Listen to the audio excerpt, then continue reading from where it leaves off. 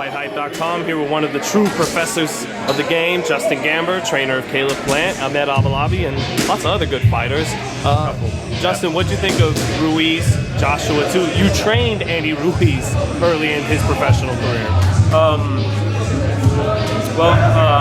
I predicted Andy would win until the weigh-in.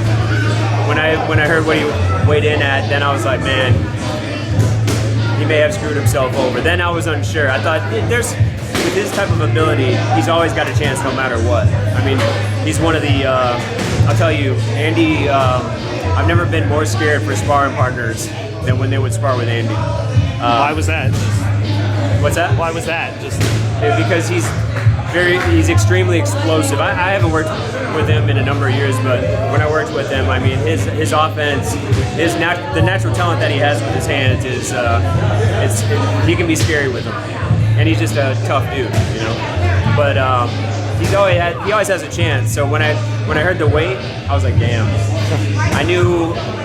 He said something. I read that he said like he did it on purpose because he was trying to get into Joshua's head. Well, the only thing you're going to get in his head is confidence. You're only going to give him confidence by doing that. So that's when my prediction, you know, that's when I altered my prediction a bit. But I didn't watch the whole fight. I watched a few rounds. From what I saw, he got cut in the second round from a right hand. I think Joshua got cut too, but I didn't see the whole thing. I heard that it was kind of a lackluster affair.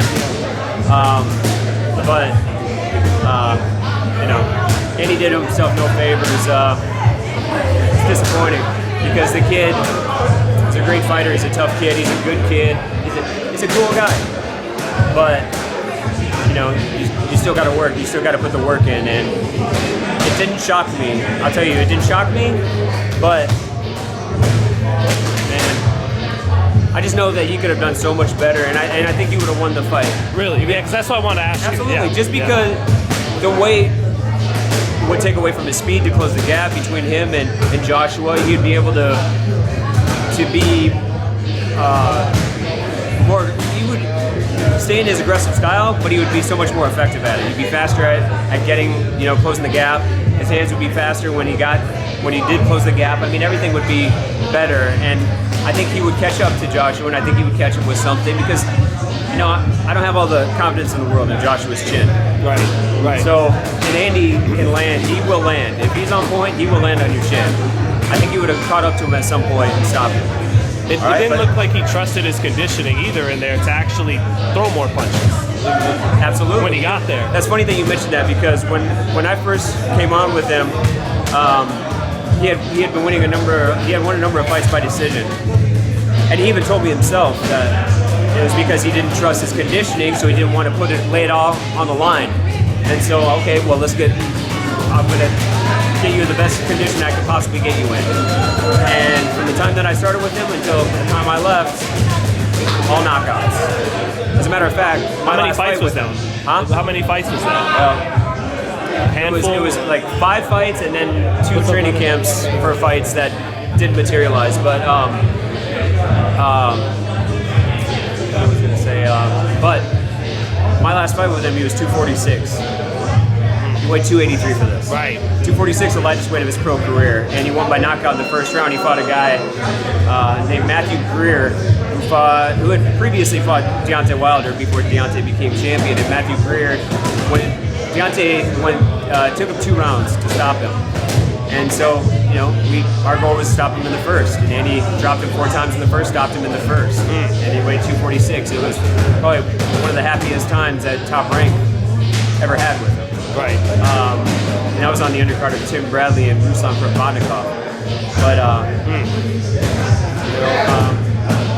his dad, I read that his dad said that he was unhappy with the weight from the first fight. That was 267, so, you know, 283 is unacceptable. Right. He's not gonna be able to get the job done at that weight against a top guy like Joshua. What did you think of Joshua? I didn't see much of it. He looked timid and tentative from what I did see. And, you know, I'm not gonna say that, you know, he's justified in doing that, but I mean, it's kind of to be expected after, you know, what happened in the first fight. Right. So that, I mean, you got to plan for that. So that means you have to plan to be extra aggressive, and you have to plan to be, you know, cut the ring off, right? You got to plan to be in the best shape to be extra aggressive. So, and you always have to cut the ring off. Yeah, I thought that was the one factor that kept Andy from beating Joseph Parker. You know, there's some fights, man, where I have to stop watching them after 2 or 3 rounds because I get dizzy from guys following each other in a circle, like David Lemieux against Billy Joe Saunders. Oh my goodness. Oh yeah, that was bad. You'd think that David Lemieux, out of all people, like he's known as like a good aggressive fighter. Right. They cut the ring off should be like a fundamental for an aggressive fighter. So, but like I said, I didn't see the whole Ruiz Joshua 2 fight, so I don't know too much about how Andy did as far as cutting the ring off. But he just wasn't able to close the gap the best way possible because he wasn't in shape. You know, he wasn't sharp to do so. Thanks a lot, Justin. Just wanted to get that expert breakdown on the fight everyone's still talking about. So, absolutely.